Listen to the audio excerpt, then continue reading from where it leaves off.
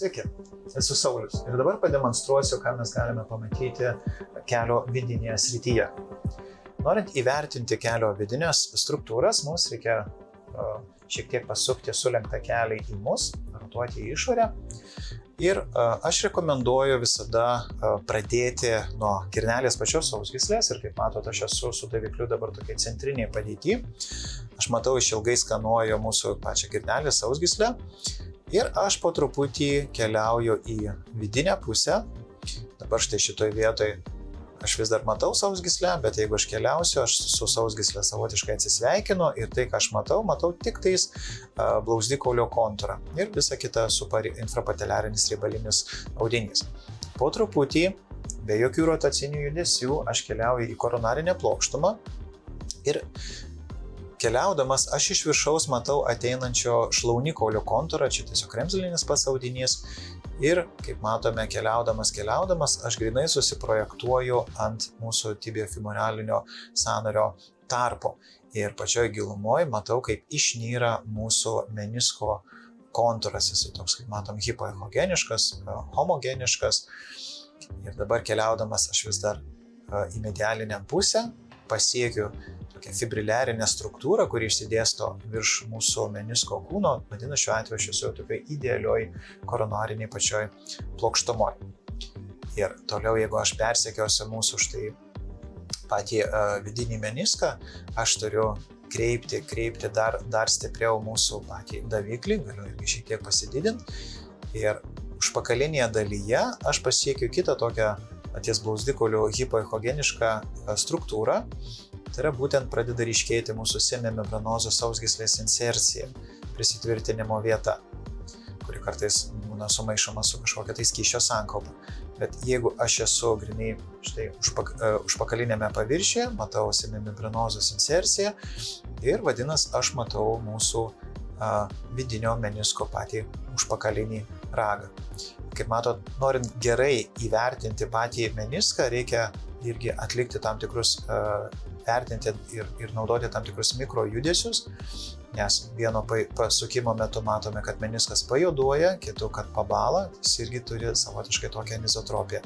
Idealiausia, kad mes visada matytume patį meniską hiperechogenišką, kiek įmanoma tokį baltesnį.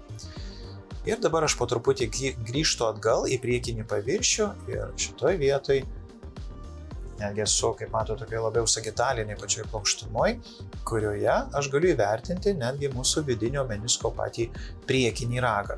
Išsididinu patį vaizdą. Štai matosi toks lašo formos struktūra, kuri, kaip matom, prisišliejusi prie blauzdikaulio pakylos. Irgi su tokiu anizotropijos artefaktu, tai mums leidžia identifikuoti būtent patį priekinį ragą. Taigi priekinis ragas, kūno vieta ties mūsų vidiniu kolateraliniu raiščiu ir užpakalinis ragas ties semimembranozos. Tai viena iš struktūrų, ką mums reikia pasižiūrėti vidinėje pusėje. Kita iš struktūrų tai yra mūsų vidinis kolateralinis raištis, kurį mes jau matėme, kai vertinome vidinį patį meniską. Ir dabar štai šitoj vietoj matome ploną, šiuo atveju gal tokia žemesnio echogeniškumo struktūra. Ir po truputį aš keliauju, kaip matome, proksimalin, vertinu būtent mūsų vidinio kolateralinio raiščio inserciją. Ta insercija yra gan plati, štai šią pavaizduoju ir čia mūsų raištis yra gan storiausias, bene storiausias raištis ties pačia insercija, femoralinė insercija. Ir mūsų kitas žingsnis, ką mes turime vertinti, tai yra tiesiog keliauti palei vidinį kolateralinį raištį distalin ir aišku, čia jau reikia adaptuotis prie josios paties raiščio eigos. Štai šitoje vietoje aš esu, kaip matome, jau ties blauzdikaulio pačiu kontūru. Čia mūsų raištis toks labiau hipoechogeniškas dėl pačios anizotropijos.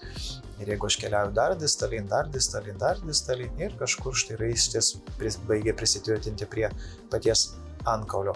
Jis čia, kaip matom, be galo plonas. Ką mes matome štai distalinėje dalyje, tai yra virš mūsų vidinio kolateralinio raiščio matosi tokios kitos fibriliarinės struktūros. Ar ne? Irgi jeigu pakeičiau daviklį, matau, kad jos irgi tokios turi anizotropijos artefaktus, tai būtent pes anserinus sausgyslės. Tai yra ateina mūsų sartorius, semitendinozus ir gracilis sausgyslės.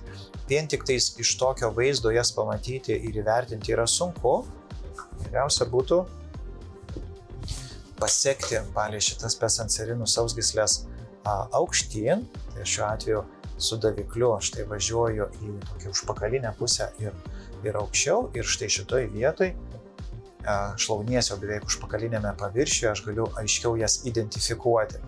Tai yra mūsų sartorius visas raumo, tai yra mūsų gracilis raumo sausgyslė, tai mūsų semitendinozus sausgyslė ir šičia mūsų semimembranozus pati sausgyslė. Taigi visos šitos paviršinės struktūros semitendinozus, gracilis, sartorius, josios formuoja mūsų pes anserinus vietą ir projekciją. Ir aišku, šitoje vietoje mes ieškosime skysčio. Tai yra, jeigu mes matysime skystį virš vidinio kolateralinio raiščio, apsupančio pes anserinus sausgyslės, mes tai vadinsime pes anserinus burzitu. Tiek iš vidinio kelio ultragarsinio tyrimo.